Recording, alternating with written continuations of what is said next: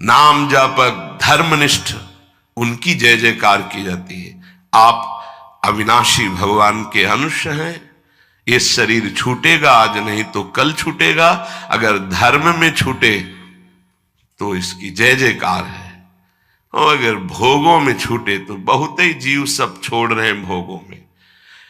धर्म निष्ठा का तो जिनका हमने पद सुनाया था पलटू बाबा का, मची नाम की कीच, इनका ऐसा प्रभाव था कि जहां ये नाम उच्चारण करते रोए बिना कोई नहीं रह सकता था। ऐसी करुणा थी इनकी उच्चारण करने में।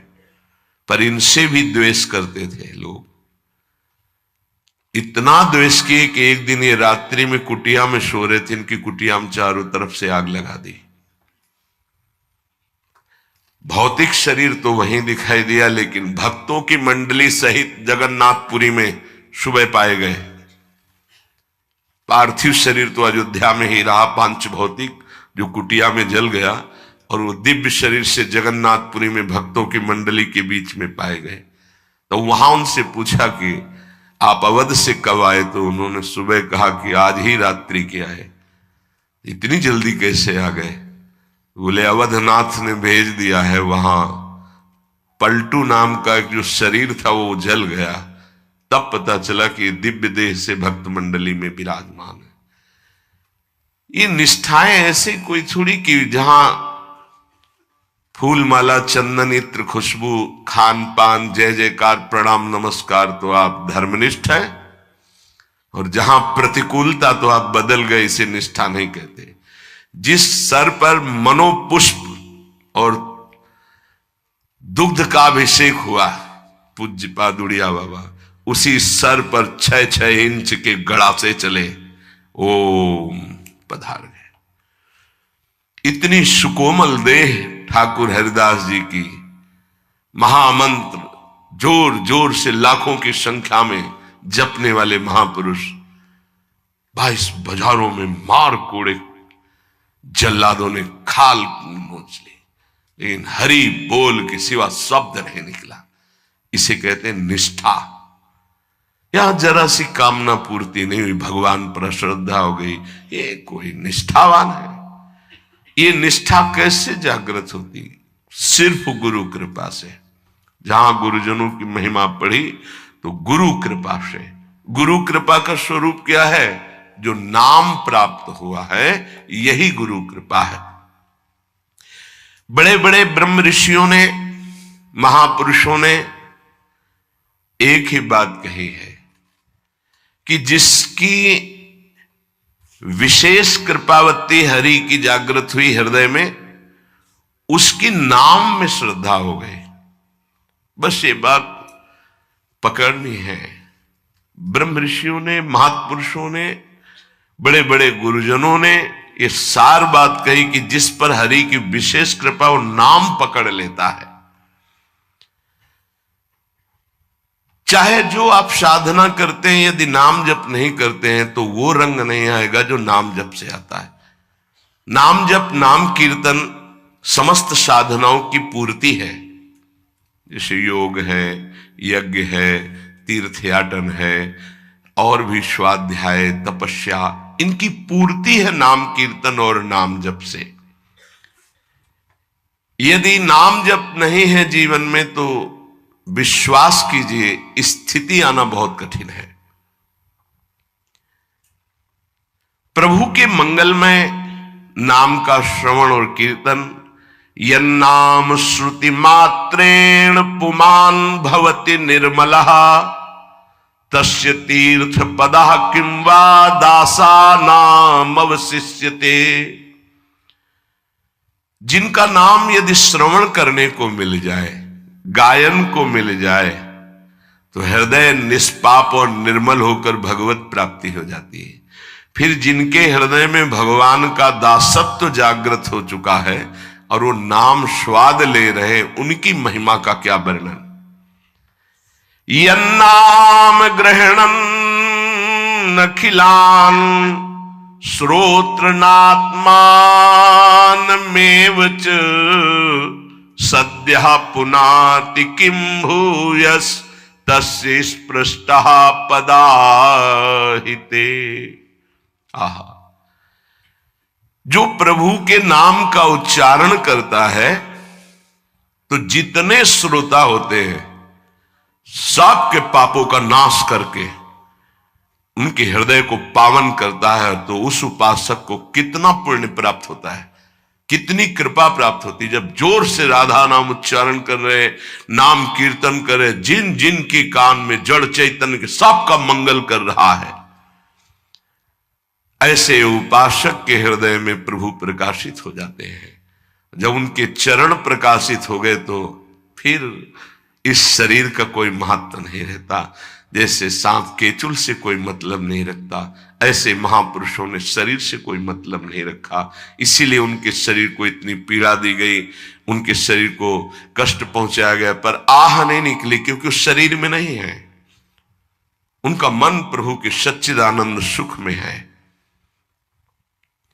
कलिम सभा जयंत्यार्या गुणज्ञाः सारभागिनः यत्र संकीर्तने नैव सर्वः स्वार्थोऽभिलभ्यते।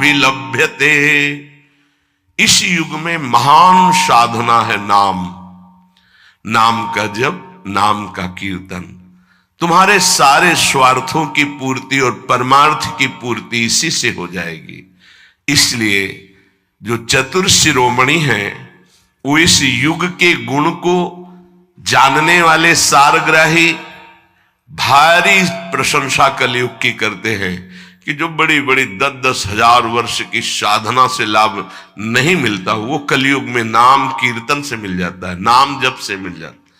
दाहिने पैर के अंगूठे के बल खड़े होकर के केवल दाहिने पैर का अंगूठा भूमि में स्पर्श, दोनों हाथ उठाए हुए 10,000 वर्ष तक जब, तब कोई बात।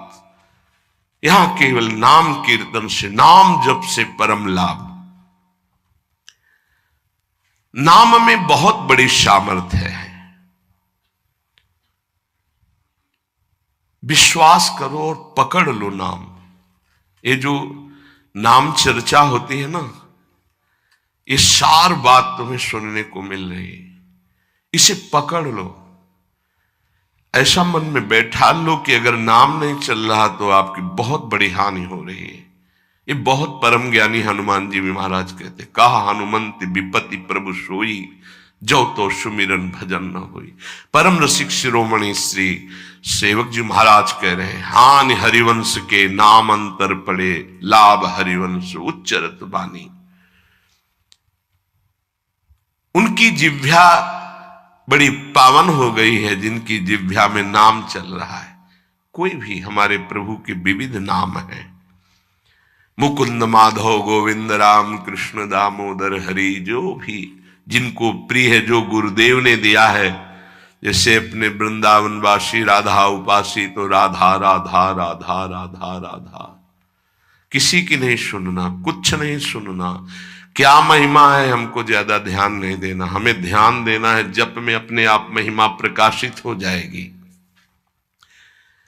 नाम का प्रभाव तब समझा जाए कि अब रंग ला रहा है जब नाम ऐसे हो जैसे हम पुकार रहे हो। राधा अंदर से निकले, आंखों से अश्रु निकले, रोमांच हो जाए, हृदय गदगद हो जाए, पूरा स्वर निकलना मुश्किल हो जाए, नाम निकलना, ये है इसका फल। एक भक्त ऐसे रस में डूबा हुआ है नाम के, तो एक दिव्य तेजमयी शक्ति सामने आती है। वो पूछता है, का तुम, कौन हो तुम? मुक्ति रूपागतास्मि भवती कस्माद कस्मादिहि, श्री कृष्ण स्मरणेन देव भवतो दासी पदम प्रापिता, दूरे तिष्ठमनागनागसि कथम कुर्याम अनार्यम मयि, त्वदगंधा निज नाम चंदन रसालेपस्य लोपो भवेत्। कौन है तू? मैं मुक्ति हूं, मोक्ष पद, कैवल्य परम पद। तुम्हारी सेवा में उपस्थित हूं क्योंकि तुम निरंतर नाम जप करते हो। मुक्ति रूपागताश्मि भवती कस्माद कस्मादिह। तो तुम बिना बुलाए आती हो क्या? मुक्ति से। हां, तुम्हारे जैसे भक्तों के पास जो निरंतर नाम जप करते हैं, मैं उनकी दासी बनना चाहती हूं। मोक्ष पदवी नहीं तो अकस्मात क्यों आ गई? मैंने चाहा नहीं। तुम जिन देवाधिदेव प्रभु का नाम जप कर रहे हो, श्री कृष्णचंद्र जी का, मैं उनके दासों को यह पद प्रदान करना चाहती हूं। मुझे कृपा करके स्वीकार कर लीजिए। ध्यान दीजिए, मोक्ष पदवी क्या कह रहे? मुझे कृपा करके स्वीकार कर लीजिए, बड़ा उपकार होगा कि आप जो मुझे स्वीकार कर लेंगे। तो बोले, दूरे तिष्ठ मनागना गशी कथम कुर्याम अनार्यम मई। दूर खड़ी रहे मोक्ष पदवी से, तू मेरी दृष्टि में नितांत अपराधी है। नहीं, मैं तो मुक्त करने वाली हूं, संसार से जीवन मुक्त अवस्था प्रदान करती हूं, मैं अपराधी कैसे हूं? तो सुन, जब मैं तुझे स्वीकार कर लूंगा तो मैं चरण सेवा नहीं कर पाऊंगा, मैं नाम जप नहीं कर पाऊंगा, तो तू मेरा नाश करने वाली कहलाएगी। तुम्हारी तो सुगंध मात्र भी मुझे पसंद नहीं। मुझे मुक्त नहीं होना, मुझे आसक्त होना है श्री कृष्ण चरण सेवा और उनका नाम जप। और तू मुझे श्री कृष्ण में लय कर देगी? नहीं चाहिए, मैं स्वीकार नहीं करता। मैं भगवत दास हूं, इससे बढ़कर तेरा पद नहीं है।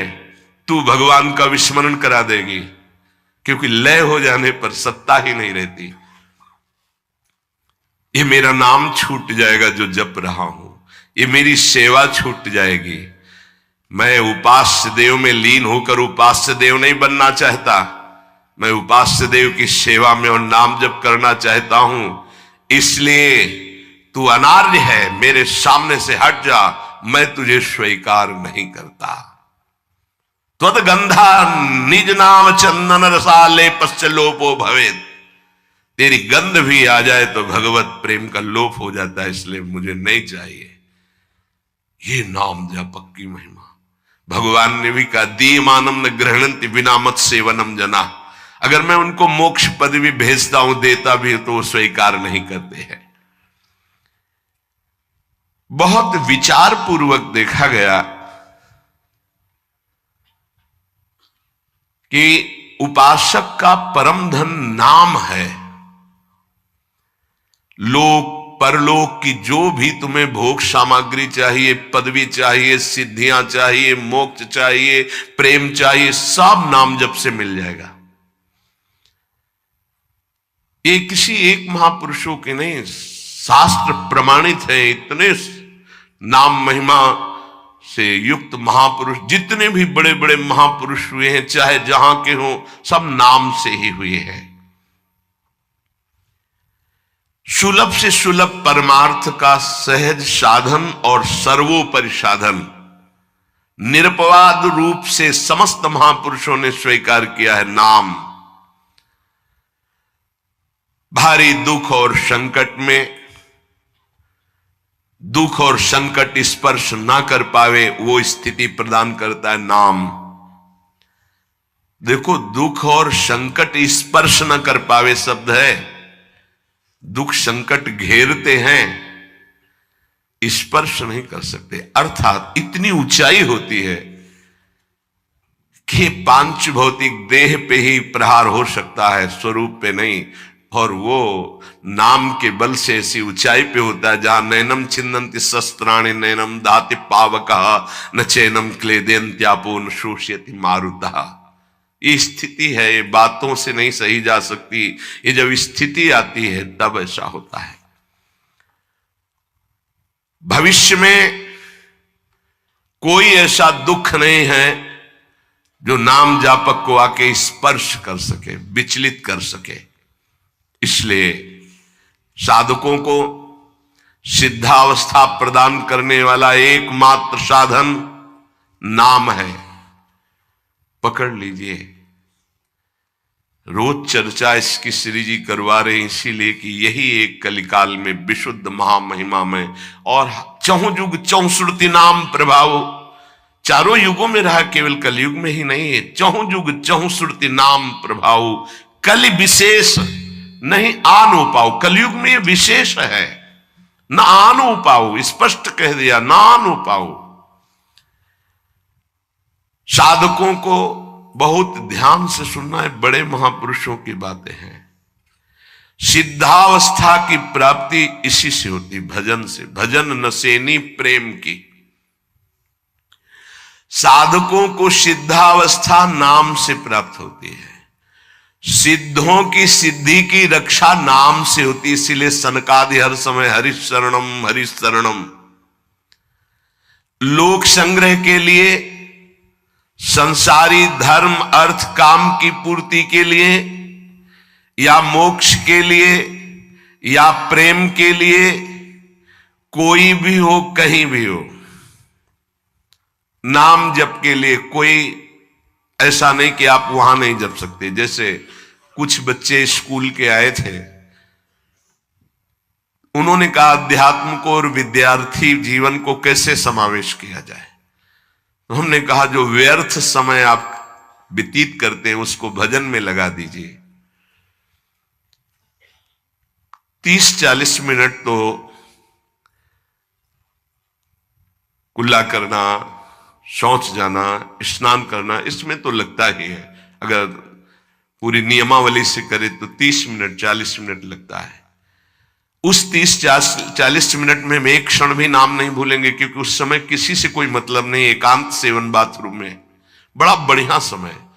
तो किसी ने प्रश्न किया पावन नाम को क्या शौचालय में लिया जा सकता है? हाँ, बहुत बढ़िया एकांत स्थल है, नाम जप के लिए बहुत बढ़िया है। नाम जप के लिए निषेध नहीं, मंत्र जप के लिए निषेध है। नाम तो अपवित्र पवित्रो वा सर्वावस्थांग, अपवित्र हो या पवित्र हो, सर्वावस्थांगतो पीवा, कहीं भी आप नाम जप कर सकते हो। अब जब शौच में है तो मौन नाम जप करते हैं, कोई वहां कीर्तन थोड़ी मजीदा लेके करते हैं, अंदर ही अंदर नाम जप कर रहे हैं। किसी ने प्रश्न किया था क्या परम पवित्र राधा नाम जो आप उपदेश करते हैं, बच्चों को कहा सोच में आप जप सकते हैं, तो क्या सोच में निषेध नहीं है? निषेध नहीं है, नहीं है, बिल्कुल नहीं, तुम नहीं जानते हो। निषेध है मंत्र, नाम निषेध नहीं है। अगर नाम निषेध हो जाएगा और सोच में दिल फेल हो जाए तो गई ना जीवन की बाजी। नहीं नहीं, रह नहीं सकते। और एक स्थिति आती है, आपको बतावे, जहां मंत्र भी अखंड चलता है। इसका हमें शास्त्रों में जो प्रमाण मिला तो सदैव यही मिला कि मंत्र को अपवित्र स्थिति में कभी उच्चारण नहीं करना चाहिए। पर एक हमको जब स्वाध्याय में ये पहली बार हमें मिला, तंत्र सार नामक ग्रंथ है, उसमें मिला कि यदि साधक की ऐसी परिपक्व अवस्था हो गई है कि मंत्र रुकता ही नहीं है मानसिक, तो इसमें पाया गया कि असुचिर्वा शुचिर्वापी गच्छंस्तिष्ठं स्वपन्नपि मंत्रैक शरणो विद्वान् मनसैवं सदाभ्यसेत् न दोषो मानसे जापे सर्वदेशेपि सर्वदा जपनिष्ठो द्विज श्रेष्ठो खिल यज्ञ फलम लभेत। बहुत वर्षों से अभ्यास हो गया मंत्र का, मंत्राकार वृत्ति है, अब वो शौच में बैठा है, वो जप नहीं रहा, उसकी वृत्ति ही मंत्राकार है। मनसैवं सदाभ्यसेत, उसने मन से सदाभ्यास किया है, अब मन मंत्रमय हो गया है, शरीर से सोच हो रही, वो मन मंत्राकार है। वैसे पीछे तक ये था कि मन मानसिक भी जप मंत्र का नहीं, ऐसा ही अभ्यास। ये जिस दिन मिला बहुत युद्ध करना पड़ा, जो मानसिक एक अभ्यास, तो उसमें बताया है असुचिर व सुचिर वापी, अपवित्र है या पवित्र दशा में है, गच्छंस तिष्ठन स्वपन्नपि, वो चल रहा है या बैठा है, किसी भी स्थिति में लेटा है सैया पे, मंत्रिक शरणों विद्वान मन शैवम सदाभ्यसे, उसका अभ्यास है तो सदैव उसके मंत्र चलेगा। न दोषो मानसे जापे, वो जब कर नहीं रहा, स्थिति उसकी है मंत्राकार, सर्वदेशे भी सर्वदा, तो बोले जपनिष्ठो द्विज श्रेष्ठो खिल यज्ञ फलम लभेद, वो महान जप यज्ञ का अखिल फल प्राप्त कर चुका है। अवधूत स्थिति ये हमें अभी तक नहीं मिला था, पूरा जीवन हो गया। जहां जहां निष्कर्ष निकला है तो यही निकला है मंत्र पवित्र अवस्था। तो साधक मनमानी न करे। ये उन सिद्धों की बात है जिनकी मंत्राकार वृत्ति हो गई है, अब मन मंत्रमय हो चुका है, अब वो जप नहीं रहे, अब वो मंत्र मनमय है, ध्यान में बसा हुआ। कैसे छूटे वो सदाभ्यासित, वो सदाभ्यास किया, सैया में बैठा चल फिर रहा जैसे। अब असुचिर सुचिर हुआ, अब खत्म उसका खेल। लेकिन ये आखिरी स्थिति है, प्रारंभ में सावधान रहकर नाम कहीं जप सकते। देखो इसमें तो मंत्र के लिए भी कह दिया, स्थिति है ये स्थिति। जैसे भगवान ऋषभदेव शौच किए हुए उसी में लौट रहे हैं, भागवत में पढ़ के देखना, शौच किए हुए हैं। परमहंस संहिता श्रीमद् भागवत है, और वो स्वयं दर्शा रहे हैं अवधूत महापुरुषों की स्थिति, तो शौच में लौट रहे परमानंद निमग्न।